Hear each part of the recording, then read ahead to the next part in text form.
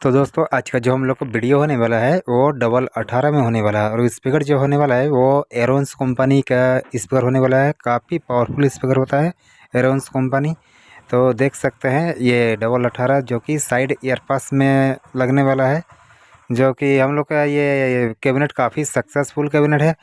तो इसी में अभी हम लोग फिटिंग कर रहे हैं स्पीकर और कुछ ही देरी में अभी हम लोग इसका साउंड टेस्टिंग आप लोग को देने वाले हैं, जो कि काफ़ी खतरनाक वाला साउंड टेस्टिंग होगा। तो देख सकते हैं मशीन वशीन सब चीज़ लग चुका है।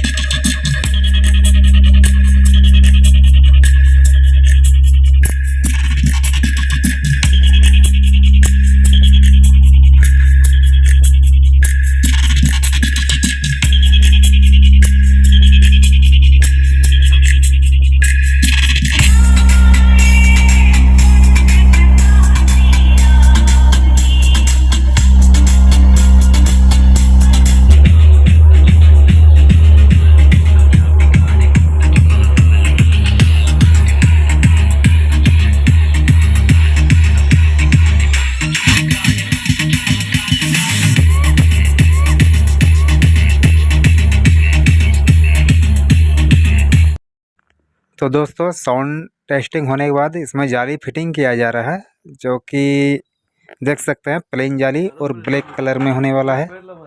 काफ़ी अच्छा यह जाली होता है, प्लेन में काफ़ी मजबूत भी होता है।